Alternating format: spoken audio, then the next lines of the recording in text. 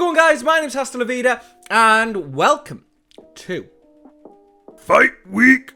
A lot of you will know, and I mean, a lot of people don't. I try not to care, but sadly, we're going to watch. We are going to watch. Sorry, I've been wearing a cap. I apologise. I should have really checked the mirror beforehand. We're just going to persist. You know what? 1 second. We're just going to return to the hat. It makes my life easier. It makes your life easier. Let's go. It's Mike Tyson versus Jake Paul. 58-year-old Mike Tyson against the prick, the dickhead, the bellend that is 27-year-old JP.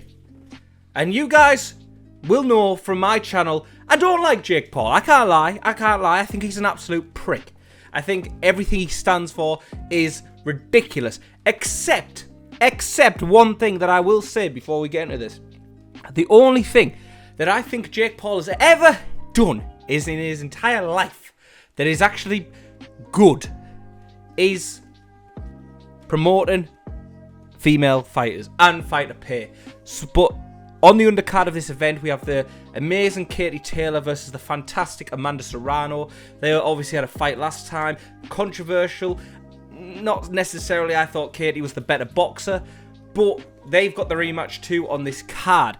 Anyway, we've now got the face-off of Mike Tyson and Jake Paul. I've seen sparring footage of Tyson fighting, and he dropped a guy the other week. And I've started watching the Netflix documentary in regards of it. And by the way, it's really good, this fight. The one thing I will say is because it's on Netflix and it's for free. So let's just watch. Let's watch and see where both fighters are. Smash like, subscribe. Here we go. We're just days away from the biggest boxing event in recent memory.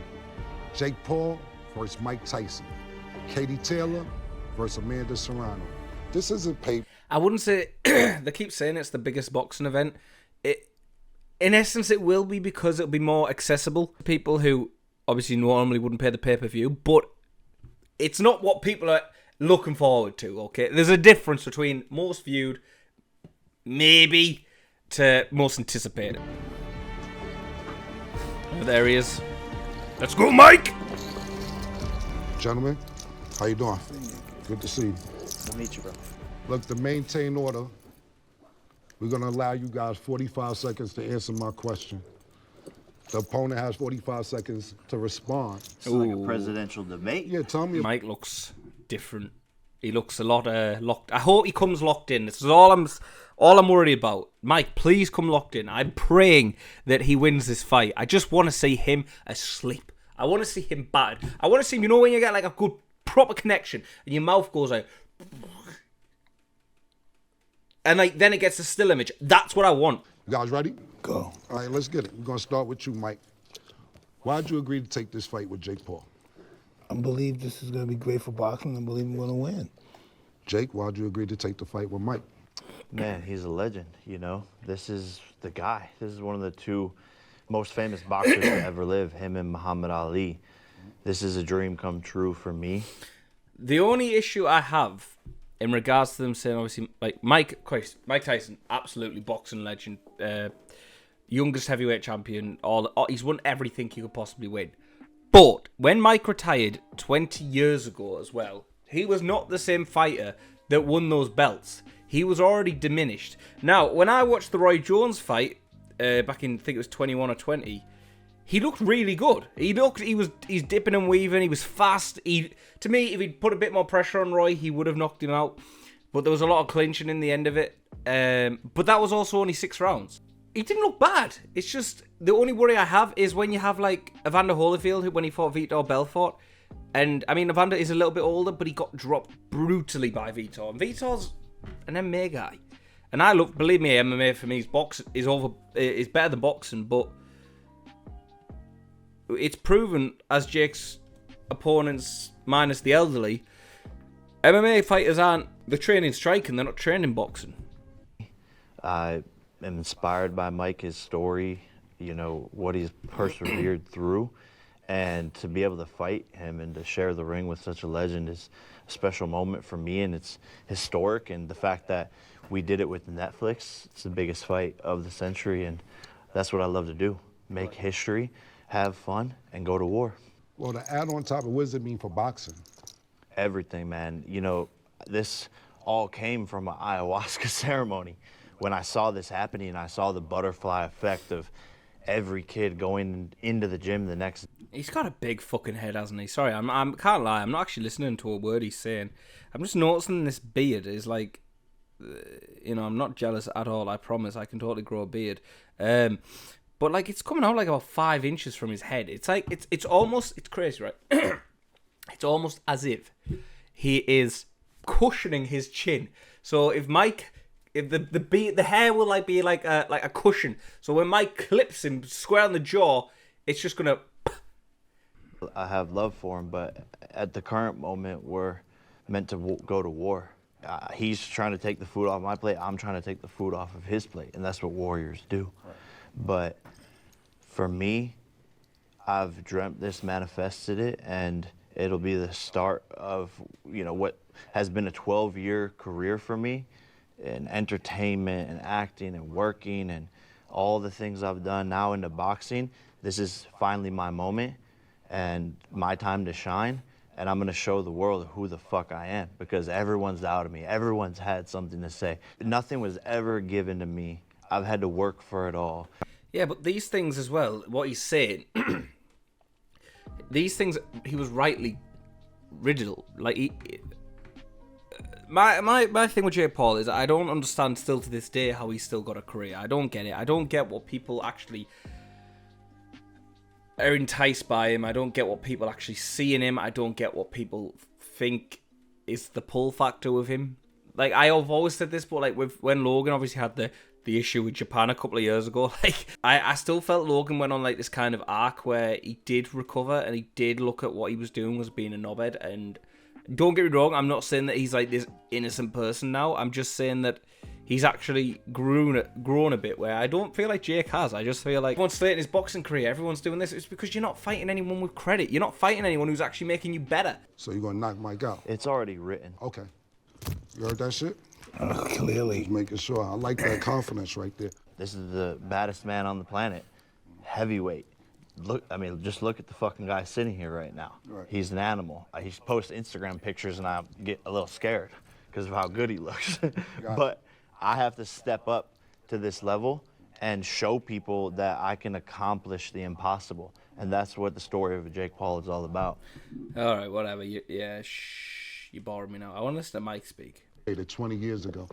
My life has changed since then, and I decided to fight Roy Jones, and that was successful, and now we're fighting.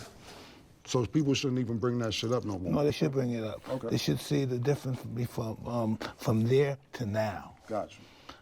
Me at my worst, to me at the biggest event in the history of events right now. There's never been any bigger than this. So what they have to say about that? What you feel about that? I hope that's legit. I hope what he's saying there is legit, because it's just like, it worries me because he's saying it's the best he feels and stuff, and I hope that's right. But I'm just nervous. If that Evander Holyfield fight hadn't happened with Vitor, I wouldn't be worried. But it's because of how easy Evander felt, and now I know Evander was on the back end anyway, and he was taking losses, and he was also 61, I think, when that fight happened. But I don't know if Mike's going to have the chin. That's what critics do. They sit on their couches, they sit in their homes, and they have so many things to say because they're unhappy with their lives themselves. They'll try to rip people apart like me and Mike, who are actually going and fucking doing something. He had 11 pro fights, 1 amateur fight. How do you rate him? Hey, listen, he's been successful in all those pro fights except one, and that's why we're fighting. It's been 4 years in professional boxing. And in terms of what I've done in those 4 years and the amount I've learned is more than any pro boxer. So just in terms of how much I've learned and grown, I'm the fastest growing and learning boxer in the sport. Sorry, I can't listen to it. It is the way he talks is just, I just need the actual record. Wait a minute. There you go. So he fought Aneeson Gibb. Oh, actually, hang on. Let's go right back to Deji. So the Deji fight again. he was winning it, but it still wasn't, to me, it wasn't a convincing win. It was just because Deji came in fat and didn't train. And Ethan Gabe, I don't even want to talk about it because that was just embarrassing. Nate Robinson, yeah, again, ex-NBA player. Let's just remember this, okay? Ben Askren. People go, MMA champion. That's what they say in the promotion. MMA world champion. Yes, he was. But you know what he was a world champion at? Wrestling. An Olympic level wrestler who was known notoriously for being shit at striking. So, okay. Tyron Woodley, first fight, split decision. This was the first fight where I thought, okay. But again, Tyron wasn't a striker. He knocked people out with a beautiful overhand right in his prime, but he was not a boxer. He didn't have the movements. He didn't keep his head down. He kept his head in the air in both fights. And I think it was the first fight where he rocked him, but he still didn't put the pressure on. But this was also Tyron Woodley, who in his last 6 MMA fights had lost because even when he dropped guys, he wasn't pressuring anymore. And this is what happened in the Jake fight when he dropped him and he had him against the ropes. He couldn't put the pressure on him, and it just let Jake recover and get back. Obviously, the Tyron Woodley, the second fight was a great KO, but Woodley did step in on short notice because that was supposed to be the original Tommy Fury fight. He then fights Anderson Silva. Again, okay, I thought Anderson should have won that fight. Not a decision. I just thought, technically, Anderson was still better. Anderson, again, let me remind you, 47 at the time. First proper fight he had. Tommy Fury, you know, is he going to be a world champion boxer? No. Does he piss me off, like how inactive he is now? Yes. But he's obviously making a plenty more money out of the ring, and I just don't think he has the desire to even be in it. He says, oh, I want to be this fighter, but at the end of the day, what is he, 25 now? Like, I know I'm going a little rant about Tommy. Yeah, he's 25. Like, he needs to just, like, you know, boxing is a short sport, so he needs to knock in, not have, if he wants to be serious about it. Like, I'm not saying Jake Paul serious. Then he fought, obviously, Nate Diaz in the return fight after his loss. He dropped Nate in the 5th, I remember that, but Nate was still pressuring him. Nate kept coming forward. He couldn't put him away, but no one can put Nate away. Like, it's just the Nate Diaz thing. You can't. Both of them, really. You can't put a Diaz away. But and then if it was MMA, it would have been beautiful because then he got him in a gorgeous guillotine at the end of the fight, and it was just so locked in. And I wish he just thought fuck it all, and just like choked him out. It would have been great. Then this is where he starts to fight the two boxers. He had Andre August and Ryan Borland. I'm sure I remember both of these at the same time were not active. They hadn't been active in a couple of years, and it showed because he knocked them both out in the first round. These people are that unknown as boxers that they don't even have fucking, like, you can't click the names. They're just people. And then he's just fought Mike Perry. Mike Perry, 170-pounder fighter, came up to 185. I think he could win in 195 or something like that. So he's beefing up against Jake, who came in, I think, at 220 or something like that. So he had the weight advantage on him again. Again, Mike Perry, bare knuckle fighting world champion, but not a boxer. Never been a boxer. Not a boxer. So it's just like he's saying, oh my God, I'm going to be a world champion. I'm doing this, I'm doing that. And then people criticize him because people say he doesn't take it seriously. You fought one half semi-decent boxer and you lost. By the way, I'm not saying I'm a fucking boxing expert or whatever, but you can see his main thing is he doesn't like going on the back foot.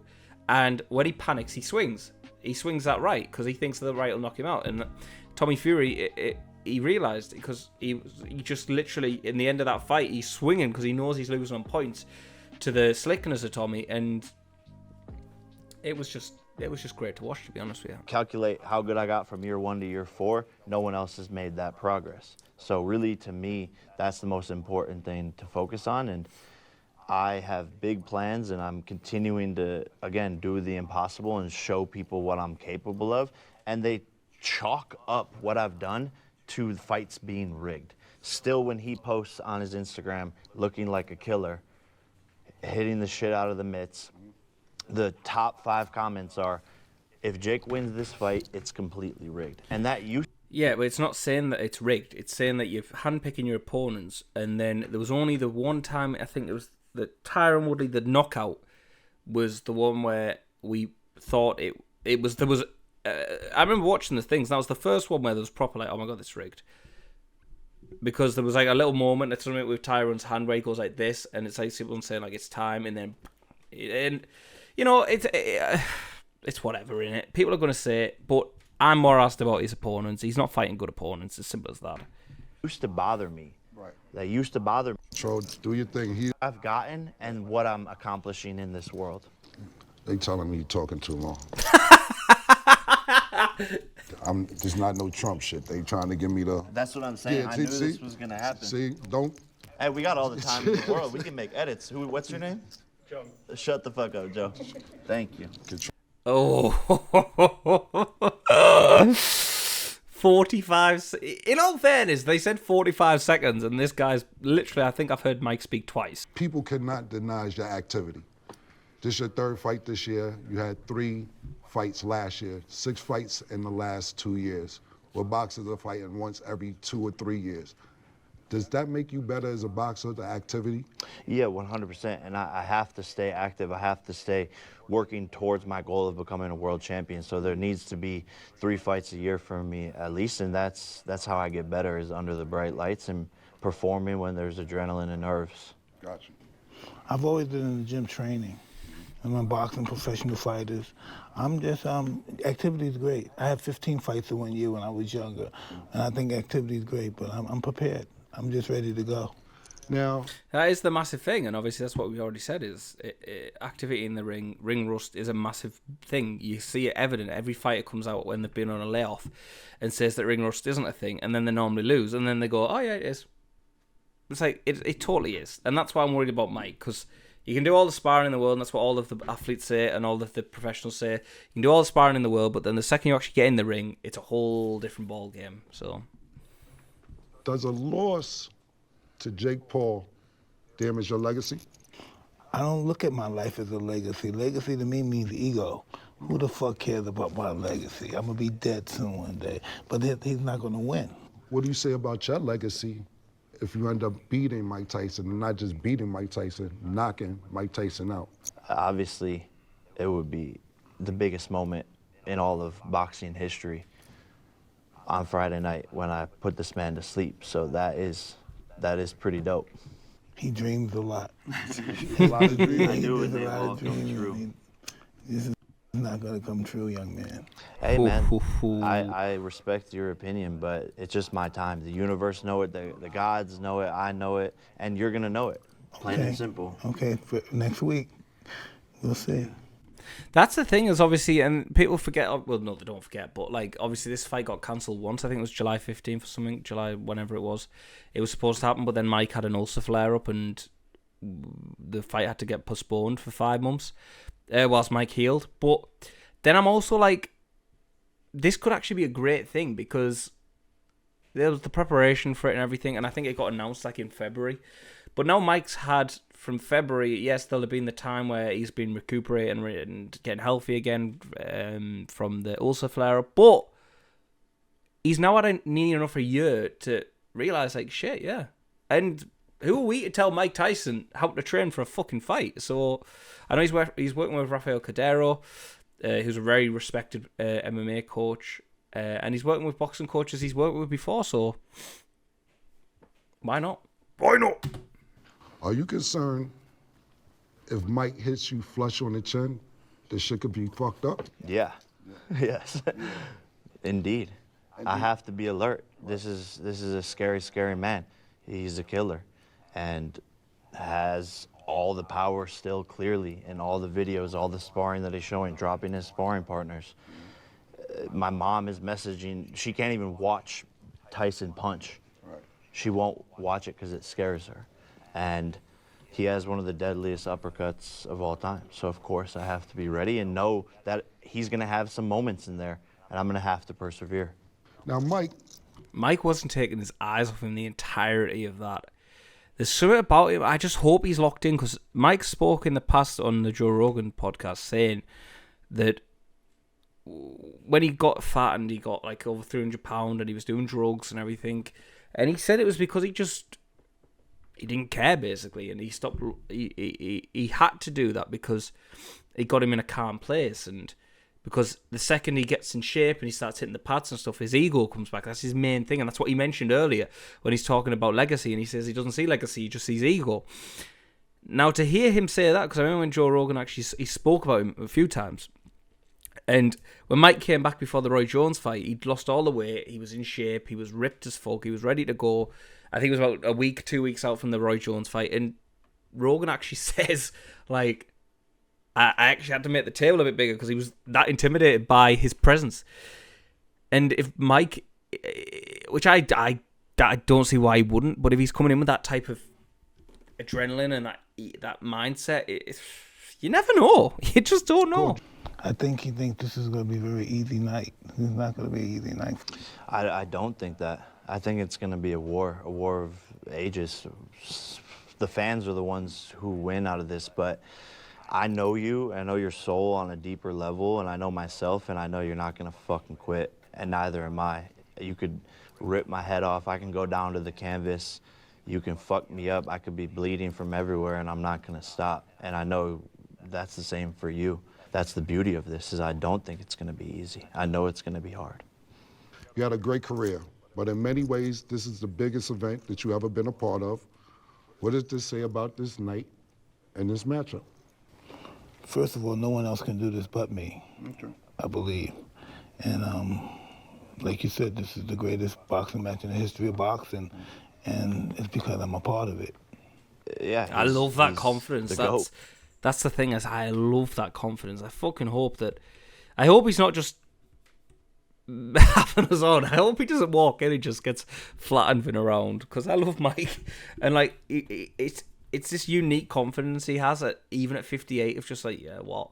This is great because I'm here. Like, he's still got that aura around him and that presence, and Mike's been knocked out before. Like, he has. He's been beat. He's not unbeaten. He's not this mythical fighter, but he's got that mythical aura about him. And you just hope that Jake doesn't take that away. You'd hope that this aura that is around Mike Tyson still has one last push. And I hope after this fight he does just stop. I don't want this continuation. I don't want to bring back these legends all fighting again. I just want it to end. Finito. I want him to knock him out. We'll get rid of Jake. Jake will probably go and fight someone else who's maybe a bit older. He'll probably try and get someone who's 75 or something, and give himself a chance of winning. He's the GOAT, man. And this is the do-si-do in Texas, the biggest fight. And I do think a dance requires two people, but that's the magic in this, is that we're, this yin and yang that is creating this massive fucking disruption and storm and massive fight. So, 2024, November 15th, the gods and the universe aligned us to do something magical. And it takes the both of us. But he's had a longer, illustrious career, and I believe by the end of my career, I will reign as the GOAT of this sport. Now, Oh, that's hilarious. He even knew as he said it. And I believe by the end of my career, I will reign as the GOAT of this sport. Yeah, even after he said it. As the GOAT of this sport. Look, nah. He doesn't believe a second of that. He's just like, yeah, I'm just going to say any shit here. A few more clicks. He knows after he said that he doesn't believe that. Oh, yes, I got you a what gift. the fuck is this? Thank you very much. I got you a gift, Mike. you want a pigeon? This is a pigeon from Southeast Asia. Very expensive, but I wanted you to have this. Thank you, Jake. How do you feel about that? Huh? You like Mike's love pigeon. What do you feel Yeah, I about that? do. It looks like a low budget pedigree. But We paid thousands of dollars This for that. is an expensive pigeon. I seen a video of. Why is he I'm not got sure a fucking bird? I know Mike loves his birds, but if you've seen It's it, Mike. just Did you see weird. his Instagram today? Well, what? Maybe it's good that you didn't see it yet.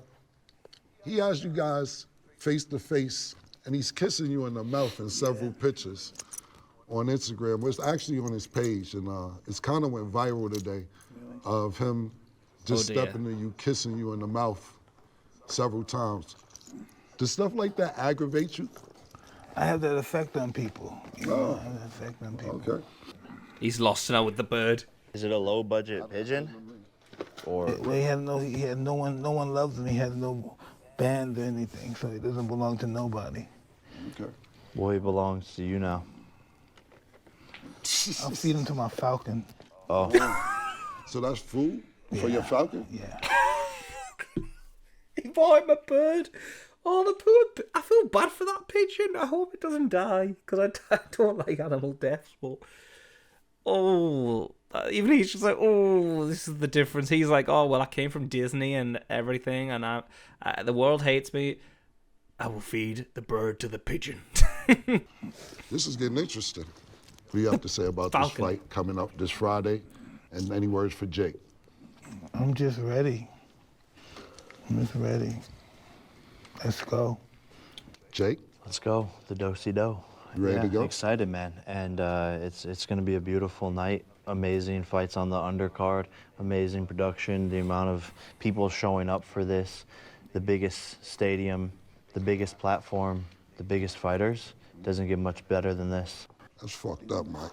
What? You don't feed the nigga to your falcon. I would never do that, man. Nah, thank you. Good job, man. Well, thank you for the opportunity, Mike. Great seeing you. Love you, man. Appreciate you. Oh. Thank you, man. Mike's gonna knock all them out. They all just huddle at him. Yeah. I don't know what I think of that, you know. I'm not 100% that Jake's nervous, I think.